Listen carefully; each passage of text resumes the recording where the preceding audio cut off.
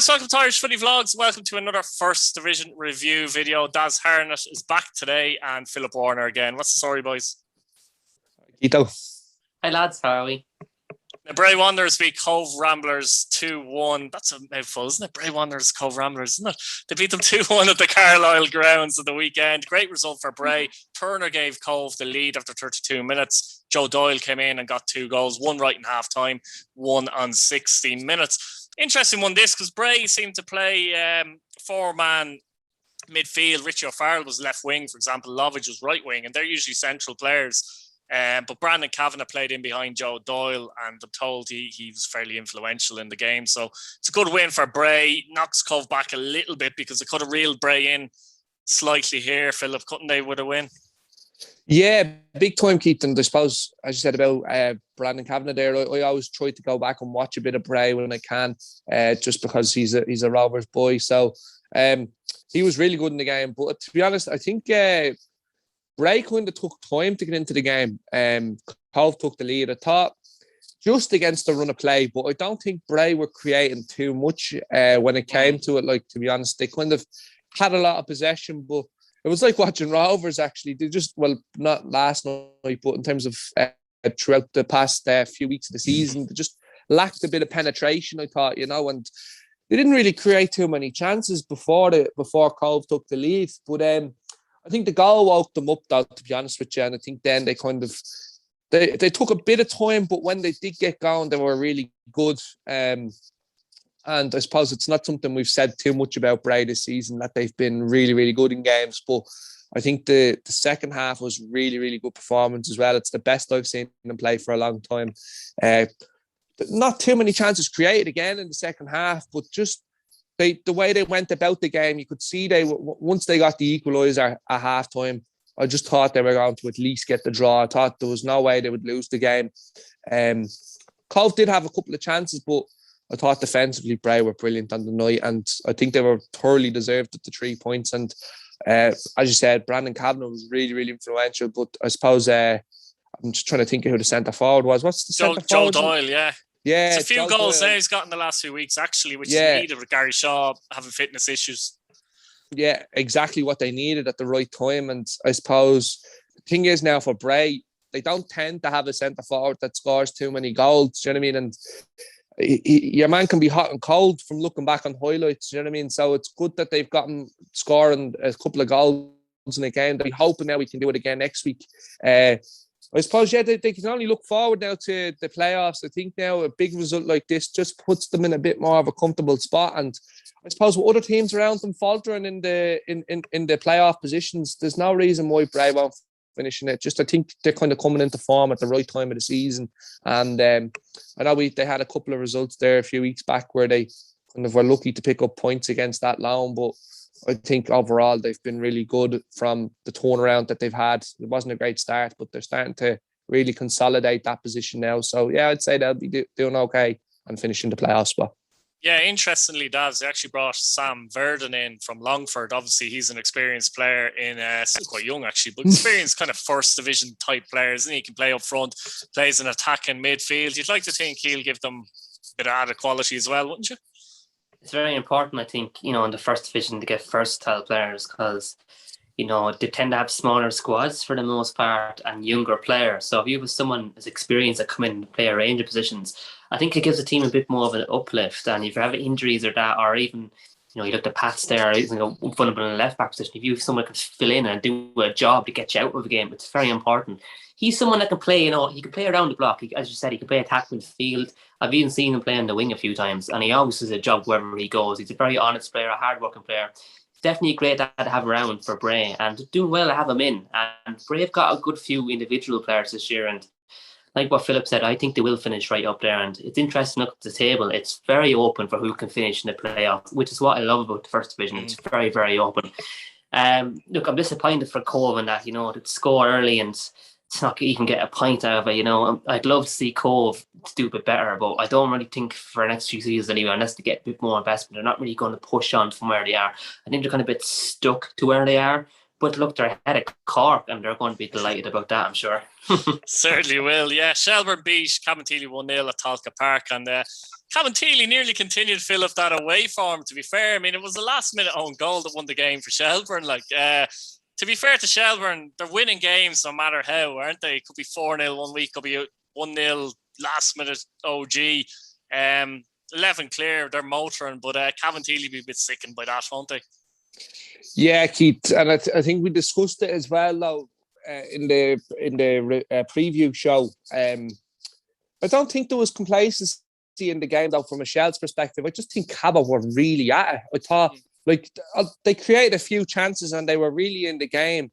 But it was a bit of an unorthodox Cabba performance away from home. And I don't know whether that was just to do with the fact they were playing the league leaders or whatever, but it was like they were shackled up a bit when it came to going and playing doing their business. Because you can see in other away games, they really, really get at them at the home side and really give a good account of themselves. And they did do that in this game, but I don't know, maybe it was just the quality. I know it was an own goal that got them over the line, but I just think defensively Shels have been really good. And I think that kind of might have been something to do with how Cabo weren't able to exploit that, in terms of the away performances. But look, Shels go marching on. Do you know what I mean? Another result, and look, I keep saying it, Keith. This team would definitely finish in the top half of the first division, or the top flight, should I say? And it's just about making the transition. And do you know what I mean? They weren't great in this game, but they got that result.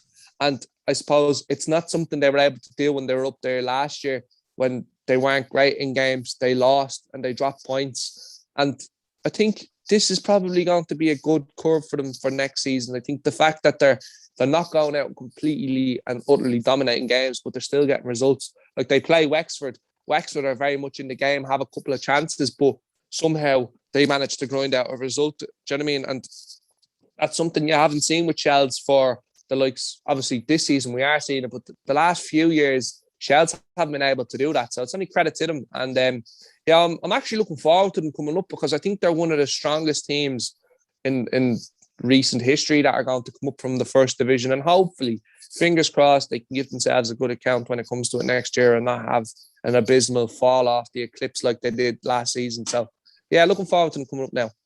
What do you make of Shelburne, Daz? Well, they're Bo's B team, and they're going to be ground sharing. I know. I set you up for that, to be honest. Look, on paper, Shels have the best team of players in Division 1. Even their subs would walk into any team on Division 1 and they'd be probably on some of their best players. Do you think their squad, even as it is now, would be okay in the Premier Division?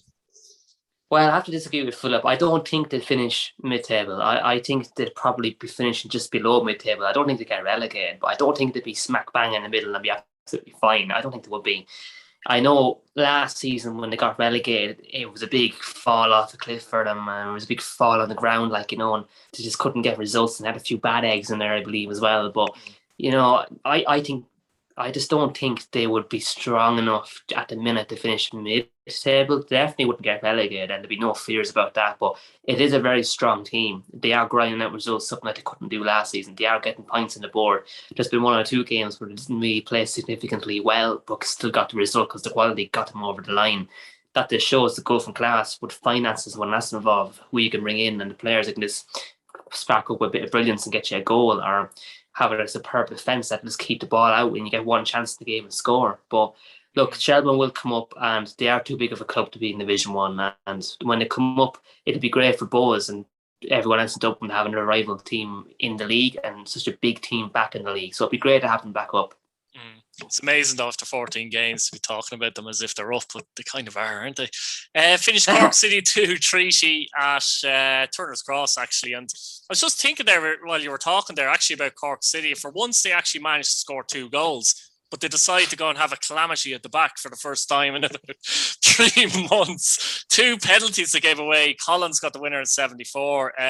Must be very frustrating being a Cork City fan, because as I said, I'm not going to repeat that, but Philip, what do you make of this? First of all, what a game. I seen the result and I'm back straight away, and I was like, right, I've watched I've watched the last. I think I've got 5 minutes left of this one as well. It was a smashing game though, and I suppose. What's with you watching 5 minutes of games or 15 what I minutes? do is and all the goals been scored in the last 15 minutes or so. This is a habit. I don't know what it is. What I tend to do is I tend to watch games in 20-minute segments, so I can come around. And what I do is I write down. I say, right, Cork were good in this half, or whoever, like Treaty were good, and then I go to another game and kind of it keeps me fresh. Do you know what I mean? So like. Although I might not watch the game at whole, I'm still interested in it because I know I've got 20 minutes to watch, and then I'm going to watch someone else for 20 minutes. So that's the way I try to do it. I think it's funnier the way you seem to catch all the goals in the last 15 minutes a lot of the time. That's exactly. The thing I find funny, but it's I suppose it's just luck, I suppose, when it comes down to it. But I don't know what it was about this game, Keith. It was just mental. Like it was a proper car crash of a match. It was just back and forth, and I have to say, mistakes all over the place. That's what it was, Keith, and it was a really entertaining match, as I said. Like, and I feel a bit for Cork though, because I thought, although defensively they were absolutely abysmal, I thought offensively going forward, it was one of their best performances of the season, and they were creating. Do you know what I mean? And that was the thing. They like Cork have kind of struggled a bit to create a lot this season. Is this the problem though? To create, do they have to leave gaps at the back? Do you know what I mean? Yeah. Is this the problem? The balance, they can't get that balance. But Keith, the other side to it is, as you said, they gave away 2 penalties. Like, do you know what I mean? So, like, it's not like that they've left gaps and like it was just pure stupidity for the penalties. Like, it's not like it's common sense. Like, just the way they conceded the penalties was just completely schoolboy stuff. Like, you don't do that. Like, do you know what I mean? And I just think personally that Cork, I think they just need to get to the end of the season and try just take experience from the games that they have now and like learn from this. Do you know what I mean? Although they've lost, I think they'll learn a lot from it. And like the younger lads that are in that squad, I think they need to just try and realise that they won't finish in a playoff this season. It's too soon for them. I think they need to put it down to this year being a learning experience. I did say it last week as well. Take the pressure off them a little bit, Philip. Yeah, exactly. Yeah. And I think that will actually do them better, because I think they'll go out then and they'll be able to express themselves a bit more. And look, I'm not saying go out and get beat every week. Like, do you know what I mean? That's not what I'm saying. But I think they just need to realise, right, we're not going to finish in the playoff. And if we do, we're not going to win it. That's for sure. We just haven't got the squad to do that. But let's try and go about this way of playing expansive football, which they kind of are trying to do, but they need to kind of find that balance where they're not going to get caught out and going to get stung. I just think in midfield, they're a bit vulnerable at the moment with experience. And I think they need to get a few heads in that will kind of sort that out. Like we've seen it with Wexford bringing in Fitzgerald. Like it's just a completely different ball game when it comes to knowledge and experience of the game and someone being able to guide you through. So obviously disappointing, as you've seen that Cork City fan, another cracking reaction to a game. But the one about the wife was brilliant, by the way. That's what I couldn't stop laughing about. Yeah, it was a brilliant reaction. But I think they'll realise now where they're at. Like, do you know what I mean? Treaty are just miles ahead, even though they were in the game and like Treaty won the game by a narrow goal. I think they kind of realised that they're miles behind that at the minute, and they need to sort of give themselves the season to get the experience under the belt and then go again. Yeah, it does. I mean, it's a great win for Treaty, though. They win the Munster Derby. They're missing half their team. 6 or 7 players are actually out with injured guys as well, which probably makes it worse for Cork. So it's a fantastic win for them. They're currently, they're 7 points above the team in 6. So they have a 7-point gap in the playoffs, so to speak. Brilliant, isn't it, for them so far? I didn't expect it from them, I have to say. What a season Treaty to have. I'm absolutely delighted for him. Delighted with Tommy Barrett. I'm so exciting for a new team to come into the league with no fans in the middle of a pandemic, like, you know, with no fans in grounds, I mean, at the time. Who would have thought they'd be where they are? Like, it's absolutely fantastic. And, you know, they brought in a few good players too, you know, likes of Joel Costray and all them boys, like, you know, and Mark Ludden as well was a good one, actually. Yeah, and they're really going at teams. They're scoring goals, you know, 3 goals there against Cork, and the third, like, you know, I wouldn't have thought they'd be up where they are. And it's what a story it is. And Tommy Barrett's doing a smashing job there. And I'm absolutely delighted for Treaty to be up where they are. It'd be great if they went up. It'd be absolutely amazing if they went up. And look, all credit to them. they got to Cork, as you said, they were missing after. I think they're missing 5 or 6 players at the time, and this shows Cork's lack of experience, lack of players, lack of individuals even that can perform. To just have game management. Nothing. Very, very poor. They're an absolute world apart from where they were in recent seasons. You'd have to feel for any Cork City fan, where is the club heading to again? I'm not saying they're going to go bust again. I'm just saying, where are they heading? They were winning leagues. They were finishing second in cup sides, and now they're flaunting around the bottom of Division 1. You wouldn't write that. You wouldn't think that was going to happen. And I certainly wouldn't have put Cove ahead in this season in the league. And as to where we are right now, this could all change, obviously, towards the end of the season. But just go back to Treaty though again, they're having a fantastic season. I'm absolutely delighted for them, and I'd love to see them come up. New formed club, new fans, another Munster club. We need teams outside of Dublin and outside and around the country, and having a smash season. I'm absolutely delighted for them. It'd be amazing, sorry, if they actually went up. But finish UCD 0, Galway 2 at Belfield. Rory Keeshin and Waweru with the goals in 49 minutes. Galway jump above UCD in the league now. They're 3 points ahead of UCD. 4 games in a row, 4 wins since that Shelburne humiliation, really. 4 clean sheets. They're starting to ride on the crest of a wave a little bit, Philip. I know they're not going to catch Shelburne. Things are improving. Joe Gorman has come in as well from Longford Town. And Lau, is that right, from Bohemians? You probably pronounce his name better than me. Hello, yeah. You know him as well, Philip. From his time at Shamrock Rovers, actually. Man. Exactly, he did well with the Rovers B in that division, so I expect he might do well with Sligo or with Galway. What do you make of it at Galway at the moment? It's going well now. Look, I suppose I've said a lot this season. Not many teams have been able to pick themselves up, but Galway have completely shut that narrative up now in terms of they've completely responded to a hiding that they got. 4 wins on the bounce. We're a bit fortunate with 1 or 2 results, but you need that in this division. Do you know what I mean? But there was nothing fortunate about this result, to be honest with you. I don't know what it is. UCD, they're my favourite team in the first division, but they're breaking my heart the way to see them playing at the minute. I actually have watched all this game, and they weren't that at all. And there's too many performances creeping in now from them that are just not good enough. And this was another abysmal one here. Don't get me wrong, they had chances in the game, but just never looked like they were going to win. And when Galway got their goal, the first goal that is, they just looked very comfortable, and UCD kind of looked spineless. They just didn't respond well to the goal. They created a couple of chances after they went 1 down, but you never thought they were going to get back into the game, Keith. And Galway, as they usually are, defensively, they were okay, do you know what I mean? But I just think when they had the ball and they retained the ball, they really went about their business well, and they had a couple of chances. It could have been 4 or 5 at one stage, I thought, the way they were playing. So there was spells in the game though where it did kind of die out, Keith, and it was kind of rough to watch. But I think overall on the night, you can't take anything away from Galway. Completely deserved the result, and they've leapfrogged UCD, as you've said now, and there's no reason why they won't fancy themselves. I think at this current moment in time, it happens with the top flight, it's changing at the top, but I think when it comes to the playoff spots at the minute, it's been chopping and changing. But I think now over the past couple of weeks, we're starting to see I think Galway are probably just going to be favourites now come the playoffs, even though defensively Treaty are probably the best in the league. I just think Galway are putting results together now that are starting to look quite impressive on the eye. So yeah, don't rule them out. I'd say they're probably the strongest at the minute for the playoff spot. Yeah, I mean, there's actually talks about Eric Malloy coming in, who, would you believe, was let go by Waterford. He's just been nominated in a Player of the Month, one of the 6 players. He's rumoured to be going to Galway. So I suppose Galway have that element where they can strengthen that maybe other teams can't. I mean, Shelburne can, but they don't need to. I think, am I right in saying Galway is actually a full-time team in Division 1? Yeah. That's the biggest budget, allegedly they've the biggest budget as well, yeah.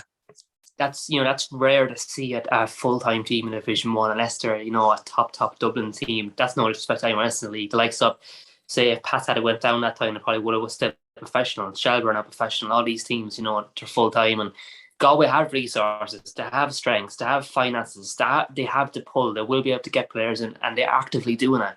They just signed Lua there during the week, who was good in Division 1 with Roberts B. Didn't get a chance at Bowes, unfortunately. I thought in pre-season with Bowes, he was actually a standout player. He was against Dundalk, he had a good game, but we know how Dundalk are playing this season. But yeah, look, Galway are second in the league now, and they're pushing on, and they will be up there this season. And like you said, they're full time. They don't have lads that's really working all day, and they might have missed training and all that. They're fine. They have money, they have resources, and I wouldn't be surprised to bring a few more players in and really strengthen themselves this season and have a really go at it, because they want to be promoted. They want to be back in the Premier League, and they want to stay up when they come up. And if they could do what the likes of Drogheda did and come up and bring a few more experienced players in, they could really just stay out of that relegation zone.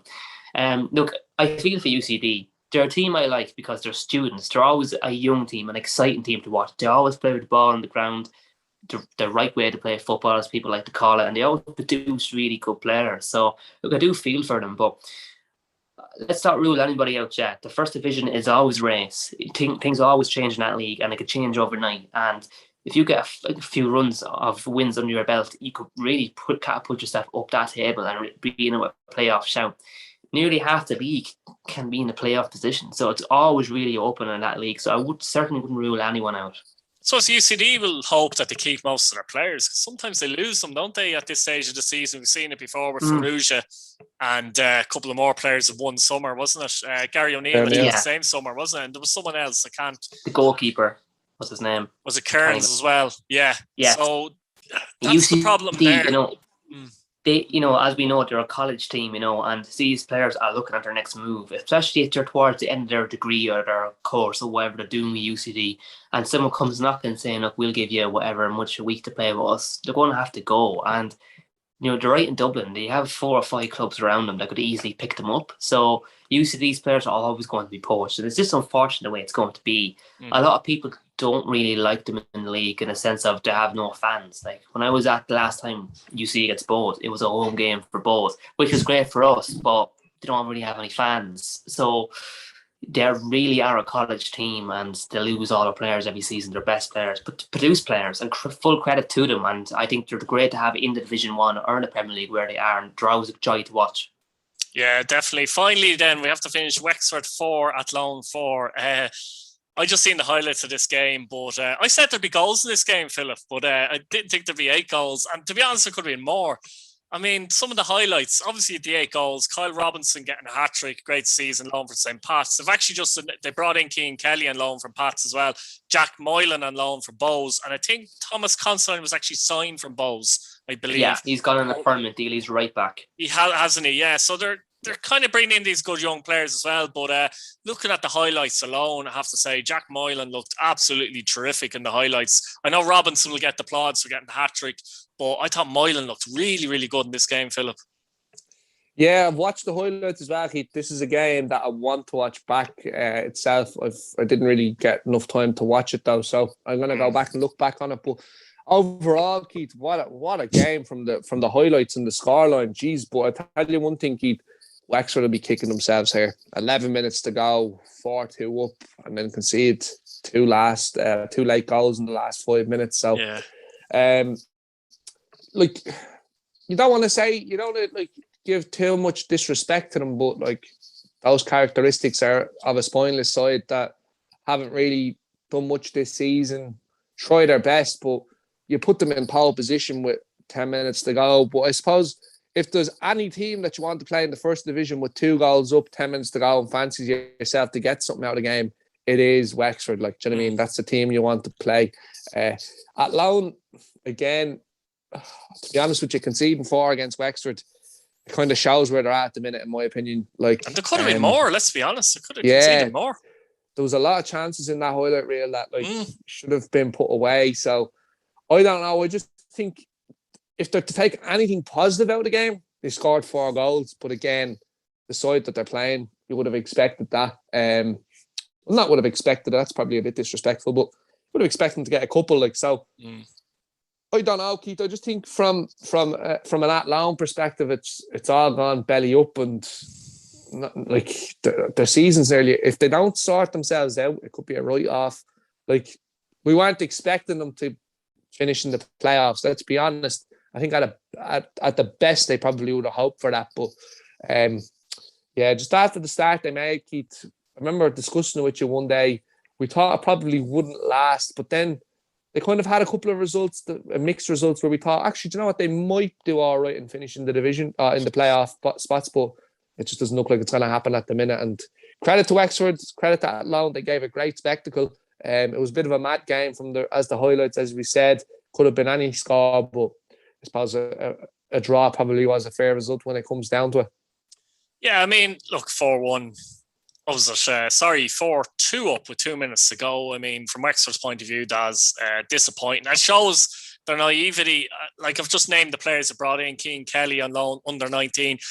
Most of their players that brought in have only played under 19s football, you see. And that's an issue. Whereas it could be good players, like Moylan did play really well, etc. But they are going to be a bit naive. Athlone were a couple of minutes away from kind of a disaster, really, from their point of view. As far as I know with Wexford, they're very amateur. They don't really pay their players. I think they only get like allowances. Now that's fine. It's where they are. It's where they're at in the league. There's nothing wrong with that at all. It's great to have them there, but they're never really going to set anything alight. They're always going to be in around there, especially with the players they're bringing in. But they could also bring in someone who's a little gem like Moylan. You keep really start doing things for them this season, chipping in with goals, creating chances, and being a key player for them. And so, there's two ways to look at it. They're bringing in no experience and untested, unproven players, but they're also bringing in someone who wants to prove a point, who wants to get their name out there, wants to come back a better player. And I'm delighted Bowes sent him out to a club like Wexford where he will play, where he will get experience. I think that's the problem there, Daz, actually. I think that's the problem there. You've mentioned it there. I think one of the major issues is that it does Pats good and it does Bowes good more than it does Wexford good, in my opinion, because it's not going to push them up into a place where they're challenging for playoffs or anything like that. Kyle Robinson gets great experience at Wexford, the likes of Cian Kelly, Moylan, there's a few others there as well. But for me, it really does more good for those clubs than it does Wexford themselves, to be honest with you, because there's no way they're keeping them at the end of the season. It's always going to be the way it's always going to be like that. Like, them players are going to be saying, right, I'm going back to Bowes. I want to make sure I'm playing next season, or on loan in the Premier League next season, or on loan at a better team in Division 1.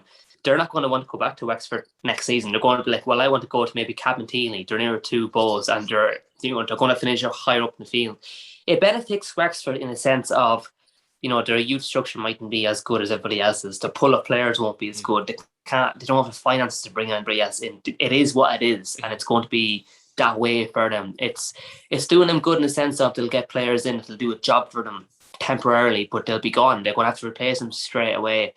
And I think too, even when you look at the Premier Division, you look at Waterford bringing in 4 or 5 loans from England, like, that's not good. Like, if their season goes belly up, these players aren't going to care because they're going to be going at the end of the season. They don't want to be worried about their next move.